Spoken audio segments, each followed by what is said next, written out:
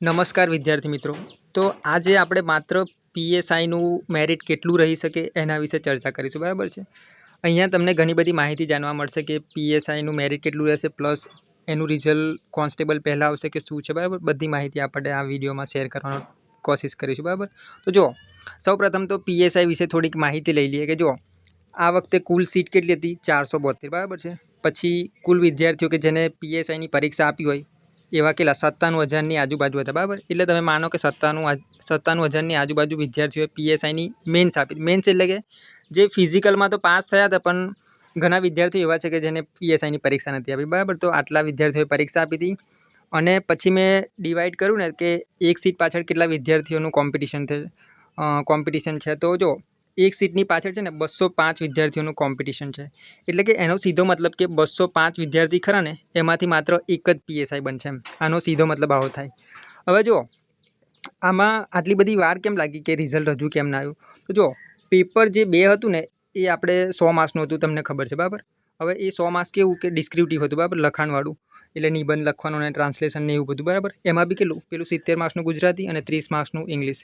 હવે જુઓ, મારા મત મુજબ આ પેપર છે ને થોડુંક હાર્ડ કહી શકાય, કારણ કે આમાં કેવું હોય કે જે ક્લાસ 3ની તૈયારી કરતા હોય ને એ લોકો કેવો એમસીક્યુવાળાની તૈયારી વધારે કરતા હોય, વન લાઇનર ને એવું. પણ આ જે ડિસ્ક્રિપ્ટિવ હોય ને એ મોસ્ટલી કેવા હોય કે જે જીપીએસસીની તૈયારી કરતા હોય ને એ લોકો વધુ કરતા હોય. તો આમાં મને લાગે ત્યાં સુધી તો ઘણા બધા વિદ્યાર્થીઓને પ્રોબ્લેમ થયો હશે, કારણ કે એમાં જે ક્રાઇટેરિયા છે, બરાબર, કે 100માંથી 40% માર્ક્સ લાવવાના. એટલે કે એનો સીધો મતલબ એવા થાય કે 40 માર્ક્સ ફરજિયાત લાવવાના, બરાબર. પેપર 2ની વાત કરું છું. પેપર 1માં તો તમને ખબર જ છે કે એમાં 200 માર્ક્સનું હતું અને એ તો એકદમ ઇઝી હતું, બરાબર છે. એટલે ઘણા બધા વિદ્યાર્થીઓ 150ની પ્લસ લઈને આવ્યા છે એમાં, બરાબર.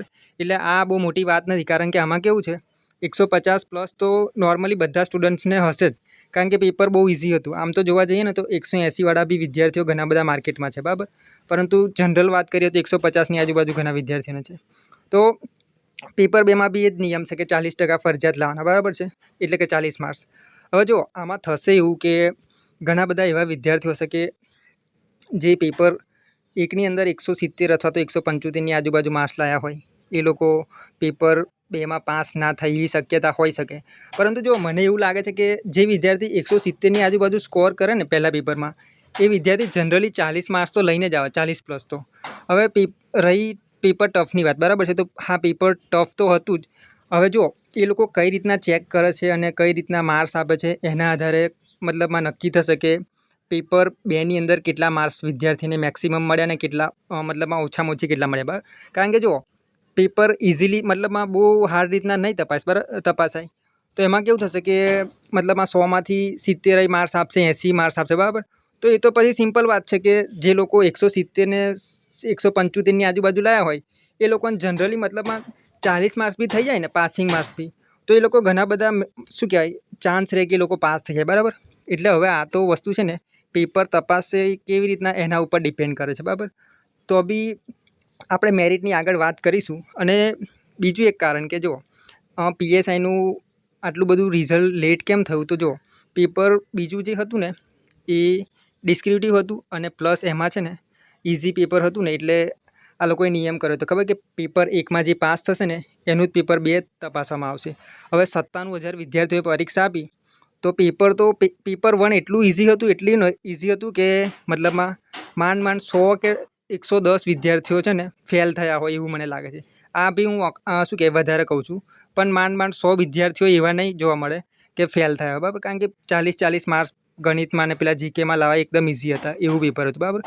એટલે સિમ્પલ લોજિક છે કે ભાઈ જે 97,000એ પરીક્ષા આપી હતી, બરાબર, એ બધાના પેપર તપાસાશે મેન્સના. હવે આ જે પેપર તપાસે ને એમાં જ સૌથી વધારે વાર લાગશે, કારણ કે આ ડિસ્ક્રિપ્ટિવ છે. પેલું OMR વાળું હોય તો કેવું કે આપણે ખબર છે ને MCQ વાળાના અત્યારે માર્ક્સ બી આવી ગયા બધાના, પણ આમાં જે હાથથી તપાસવાનું, બરાબર, આમાં મશીન ના જોઈએ, આમાં વ્યક્તિની જરૂર પડે. એટલે સૌથી વધુ વાર લાગી હોય ને તો આ પેપર તપાસવામાં, કારણ કે એમાં ડિસ્ક્રિપ્ટિવ છે, બરાબર.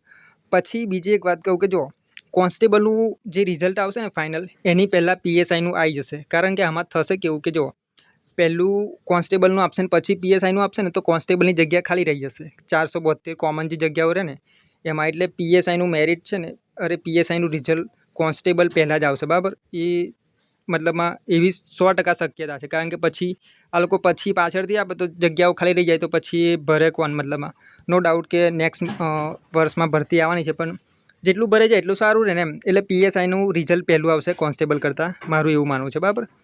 હવે મેરિટની વાત કરીએ, બરાબર, આપણે કે પીએસઆઈનું મેરિટ કેટલું રહી શકે, બરાબર. તો જુઓ, સૌથી પહેલાં તો આપણે જનરલ ડેટા આપણે એનાલિસિસ કરીએ, પછી એના પરથી મેરિટ કેટલું રહી શકે એની વિશે વાત કરીએ, બરાબર. તો મેં તમને હમણાં જ કીધું કે ઘણા બધા એવા વિદ્યાર્થીઓ છે ને કે પેપર એકમાં છે ને 150, તો હું નોર્મલ કહું છું, 150 તો માર્ક્સ લાવવાવાળા ઘણા બધા વિદ્યાર્થીઓ છે, પણ ઘણા એવા બી વિદ્યાર્થીઓ છે કે 170, 175, અથવા તો મેં તો એવા બી વિદ્યાર્થીઓ સાંભળ્યા છે કે 180ની આજુબાજુ અથવા 180+ માર્ક્સ છે, બરાબર. હવે જો આ લોકો 180 જેને માર્ક્સ થાય છે, એ લોકોને ખાલી પેલામાં 40 થઈ જાય, બરાબર છે. તો આ કેટલા? 220 માર્ક્સ થઈ જાય. તો સિમ્પલ વાત છે કે 200, મતલબ આ મેક્સિમમની વાત કરીએ ને તો 220 માર્ક્સ મતલબ આ મેરિટે અટકે, બરાબર છે, સૌથી વધારે મેરિટની વાત કરીએ તો. અને બીજી વાત કરીએ તો પેપર 2 તો તમને ખબર છે કે થોડુંક હાર્ડ હતું, એટલે એમાં તો જે રીતના તપાસાય ને, હવે આ બધી તો આપણે ચર્ચા કરી લીધી, બરાબર, કે ભાઈ 30 માર્ક્સનું ઇંગ્લિશ ને 70 માર્ક્સનું ગુજરાતી ને એવું બધું. પછી જો ખાસ કરીને આમાં કેવું હતું કે ઇંગ્લિશ જે હતું ને 30 માર્ક્સનું, એ સૌથી વધુ હાર્ડ હતું, બરાબર છે. એ તો સારું છે કે ઓલ ઓવર 40% કર્યા છે, બાકી ઇંગ્લિશમાં બી 40% હોત ને તો ઘણા બધા વિદ્યાર્થીઓ ફેલ થાત, કારણ કે ઇંગ્લિશ બહુ હાર્ડ હતું, કારણ કે ટ્રાન્સલેશન ને એ બધું બહુ હાર્ડ હતું, કારણ કે મેં પેપર આપ્યું છે ને મને ખબર છે. પછી જો આગળ વાત કરીએ કે જનરલ મેરિટ કેટલું રહી શકે, બરાબર. તો જો હમણાં જ મેં કીધું કે કોઈ વિદ્યાર્થી 180 લાવ્યો માર્ક્સ પેપર એકમાં, અને પેલામાં 40 લાવ્યો, તો 220 માર્ક્સ થયા લોકોના, મતલબ આ વિદ્યાર્થીના. એટલે સૌથી ઊંચામાં ઊંચું 220ની આજુબાજુ રહી શકે. અને ધારો કે કોઈ વિદ્યાર્થી 150 માર્ક્સ લાવ્યો, બરાબર છે, અને પેપર 2માં 70 માર્ક્સ લાવ્યો, બરાબર છે. એટલે આ તો આવું બને ના, કારણ કે આ તો તપાસવા ઉપર આધારે કે 70 માર્ક્સ આપશે કે નહીં આપે, બરાબર. તો આ 7 ને 5 12, બરાબર, એટલે 2, અને અહીંયા બી 200 માર્ક્સ થાય, બરાબર. પણ નોર્મલી આપણે જો વાત કરીએ ને તો એક જ મિનિટ, વિદ્યાર્થી મિત્રો, જનરલ મેરિટની ચર્ચા કરીએ ને તો 60 કોઈ વિદ્યાર્થી લાવ્યો હોય, એના 50 માર્ક્સ પેલામાં આવે તો 210 થાય, મતલબ આ મેરિટે. એટલે 210 અથવા 220ની આજુબાજુ મેરિટ રહી શકે, બરાબર. અહીંયા મેં લાસ્ટમાં એ જ લખ્યું છે કે આપણે અનુમાન કરીએ ને તો કેટલું મેરિટ રહી શકે, તો 210થી 220ની વચ્ચે મેરિટ રહેવાની શક્યતા પૂરેપૂરી છે, બરાબર. કારણ કે જે પેપર એકમાં સૌથી વધારે માર્ક્સ લાવ્યો છે, અને કદાચ એવું બની શકે કે પેપર 2ની અંદર જે હોય 40 માર્ક્સ ના બી કવર કરી શકે, બરાબર, એટલે કે 40%, તો ફેલ બી થઈ શકે. એટલે શક્યતા તો એવી જ છે કે મેરિટ છે ને 210થી 220 વચ્ચે રહી શકે, બરાબર છે. હવે તમારું શું માનવું છે આ પીએસઆઈના મેરિટને લઈને, મને કોમેન્ટમાં જણાવજો, બરાબર છે. તો આ હતી શું કહેવાય પીએસઆઈના મેરિટની વાત, બરાબર છે.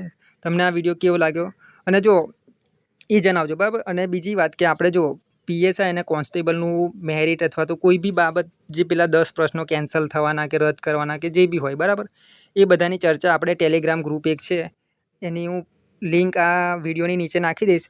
એમાં જુઓ તમારા મંતવ્ય શું છે એ પરીક્ષાને લઈને અથવા તો પ્રશ્નોને લઈને. એટલે કોન્સ્ટેબલ અથવા તો પીએસઆઈની કોઈ બી વિદ્યાર્થી તૈયારી કરતો હોય ને તો એ ગ્રુપમાં અવશ્ય જોડાજો, કારણ કે એમાં તમને છે ને બહુ બધી માહિતી મળશે, કારણ કે બહુ બધા વિદ્યાર્થીઓ જોડાયેલા છે, અને તમારો પર્સનલ મંતવ્ય બી એમાં રજૂ કરી શકો કે ભાઈ મારું આવું માનવું છે, બરાબર, આ પ્રશ્નને લઈને અથવા આ પરીક્ષાને લઈને આવું માનવું છે એવું. એટલે તમે ચર્ચા બી કરી શકો છો, લેટેસ્ટ અપડેટ બી એમાં મળી જશે. એટલે એ ગ્રુપમાં અવશ્ય જોડાજો, બરાબર. ધન્યવાદ.